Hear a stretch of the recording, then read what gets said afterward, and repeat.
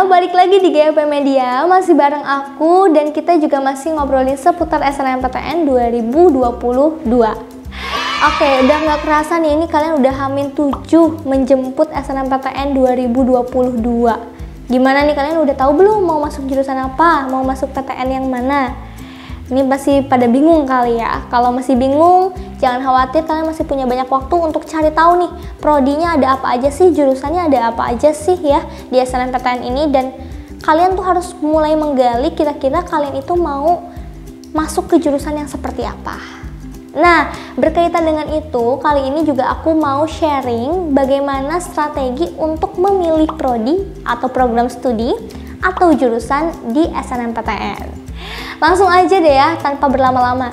Aku mau ngasih tahu hal yang paling penting yang harus kalian persiapkan dari sekarang untuk memilih prodi adalah pilihlah prodi yang sesuai dengan minat atau passion kalian.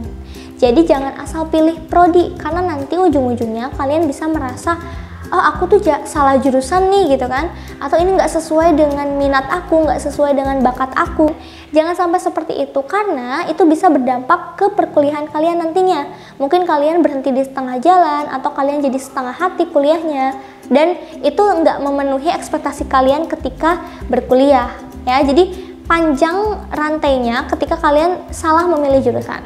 Makanya mulai dari sekarang kalian harus cari tahu prodi ini tuh belajar apa aja sih nantinya, prospek kedepannya itu kalian bisa bekerja di mana aja. Nah, kalian harus cari tahu.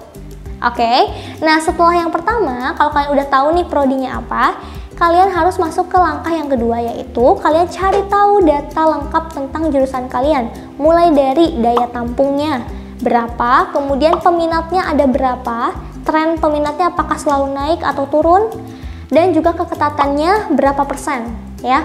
Kemudian nilai rataan minimum raportnya berapa yang bisa lolos ke jurusan tersebut. Kalian bisa cari tahu dari alumni sebelumnya ya di sekolah, atau dari guru BK tentang data-data ini, atau juga kalian cari tahu aja di web masing-masing PTN ya, atau di LTMPT-nya juga biasanya ada. Nah, setelah kalian tahu, nanti kalian bisa tuh membandingkan, oh ternyata jurusan yang aku mau nih ketat banget. Ada nggak sih jurusan alternatif yang lain yang mirip tapi dia lebih peluangnya tuh lebih besar, lebih longgar. Nah, kalian nanti harus punya alternatif seperti itu ya. Jadi dibandingkan dan harus realistis. Kira-kira kalian itu nilainya mampu nggak sih, cukup nggak sih untuk masuk ke jurusan tersebut. Dan kita juga udah pernah ngomongin ya faktor-faktor yang mempengaruhi kelolosan di SNMPTN. Kalian gunakan juga di situ. Kira-kira aku berapa persen sih peluangnya kalau ambil jurusan yang A, terus berapa juga kalau aku ambil jurusan yang B peluangnya. Kalian bandingkanlah itu, baru nanti kalian bisa memutuskan yang mana yang mau kalian ambil. Nah, setelah itu, kalau kalian udah tahu nih prodinya apa yang sesuai minat, kemudian ternyata kalian juga persentasenya udah masuk, nilai rapotnya udah masuk, udah cukup, baru deh kalian ke cara yang ketiga, yaitu kalian harus tahu aturan LTMPT dalam memilih prodi SNMPTN. Nah, ini berdasarkan dari yang aturan kemarin ya, 2021. Kemungkinan besar sih sama ya di 2022, belum ada perubahan. Jadi nanti kalian itu bisa mengambil maksimal 2 prodi dari 2 PTN yang berbeda. Nah, ini juga tipenya ada banyak nih untuk memilih jurusannya ya. Yang pertama, kalian boleh sih sebetulnya mengambil 1 PTN aja untuk 2 prodi yang berbeda. Contoh, kalian ambil agronomi hortikultura IPB, pilihan satunya, terus pilihan 2-nya kalian ambil silvikultur IPB. Nah, itu kan dua-duanya IPB, tapi prodinya beda kan? Nah, sekarang gimana cara mengurutkan prodi dalam pilihan tersebut? Kalian harus cek prodi yang lebih ketat, kalian taruh di pilihan pertama.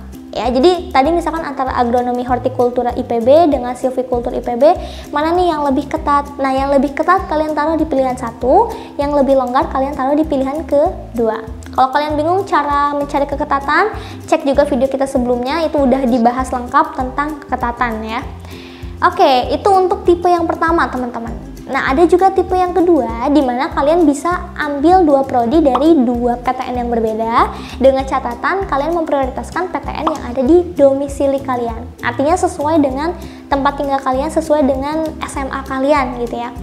Misalnya kalian ada di Bogor, Bogor itu kan provinsi Jawa Barat ya kan, berarti kalian bisa ambil PTN-PTN yang ada di Jawa Barat.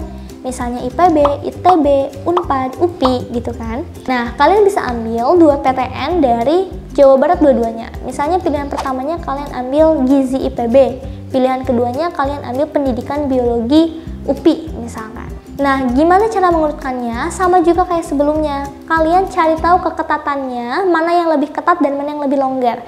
Kalau jurusan yang lebih ketat, itu kalian tetap taruh di pilihan pertama, dan yang lebih longgar kalian taruh di pilihan kedua. Dan kalian juga harus memperhatikan si PTN-nya.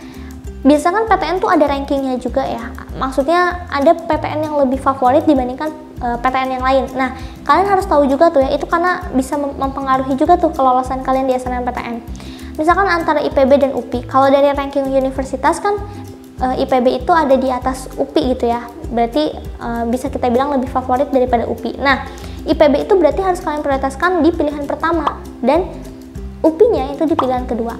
Biar kalian nggak bingung, kalian cari jurusan yang ada di IPB itu lebih ketat daripada jurusan di UPI, dan ranking IPB juga ada di atas UPI. Jadi kalian bisa taruh IPB pertama dan UPI-nya kedua.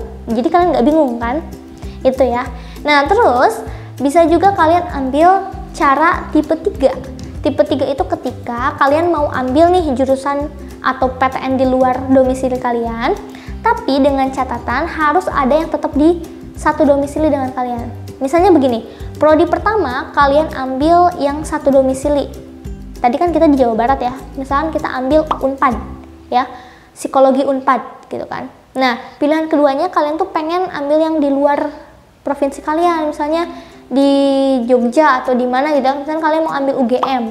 Nah, boleh gitu ya, tapi asalkan syaratnya yang satunya itu tetap harus ada di Jawa Barat. Tadi kan Unpad ada di Jawa Barat ya, satunya lagi kalian bolehlah ambil UGM keluar. Nah, terus cara mengurutkannya gimana? Ya, urutkan juga dari yang lebih ketat ya. Kalau antara UGM dan Unpad, biasanya yang lebih ketat itu kan UGM. Berarti UGM bisa kalian taruh di pilihan pertama, Unpadnya di pilihan kedua. Kayak gitu ya. Tapi sebetulnya akan lebih baik juga ketika teman-teman itu memprioritaskan yang satu domisili atau memprioritaskan yang memang sudah ada alumni-nya. Itu biasanya berdampak banget ya untuk mengurutkan prodi di SNMPTN. Nah, yang terakhir, cara yang terakhir, kalau kalian tuh udah bingung, Kak, aku tuh di Jawa Barat tuh nggak ada yang serk gitu ya jurusan ataupun PTN-nya. Aku pengen ngambil di luar nih. Aku pengen ambil UI. UI itu kan ya di Depok sih ya, Jawa Barat, tapi untuk kuota SNMPTN-nya dia masuk ke Jakarta. Nah, terus gimana nih Kak kalau aku mau masuk UI tapi aku nggak ada yang serk di Jawa Baratnya? Ya udah, kalian cuma punya pilihan untuk memilih satu prodi di satu PTN di luar provinsi kalian. Jadi kalian cuma bisa milih misalkan FKUI, udah FKUI aja, pilihan duanya dikosongkan gitu ya. Nggak boleh juga kalian pilih dua-duanya UI, misalnya FKUI yang keduanya Fisika UI, nggak bisa tuh, dua-duanya kan di luar domisili kan ya. Atau satunya kalian pilih UI, duanya kalian pilih UGM, nggak bisa juga karena dua-duanya di luar domisili kalian ya. Kalau mau pilih dua prodi di dua PTN yang berbeda, itu yang salah satunya harus sesuai dengan provinsi kalian. Oke, jadi itu ya langkah-langkah yang bisa kalian ambil untuk menstrategikan pemilihan prodi di SNMPTN. Jangan sampai kalian melewatkan satu tahapan yang tadi aku jabarkan ya, karena itu bisa berakibat fatal. Apalagi di aturan LTMPT ya. Kalau kalian nggak sesuai dengan aturan LTMPT, misalnya nggak apa-apa nih Kak, aku mau nekat aja. Ya berarti kalian sudah menyanyikan kesempatan gitu kan. Karena semuanya itu butuh strategi, butuh proses untuk bisa memaksimalkan peluang kalian di SNMPTN ya. Nah, anyway, semoga apa yang aku jelaskan tadi bisa memberikan kalian pencerahan dan kalian juga bisa mulai tercerahkan juga nih, aku mau masuk jurusan mana, aku harus ambil PTN mana gitu kan. Mudah-mudahan nggak bingung lagi, dan yuk mulai persiapkan dari sekarang sebelum nanti kalian panik menghadapi SNMPTN 2022. Good luck untuk SNMPTN-nya dan semoga kalian masuk di PTN yang kalian idam-idamkan. See you on the next video, bye!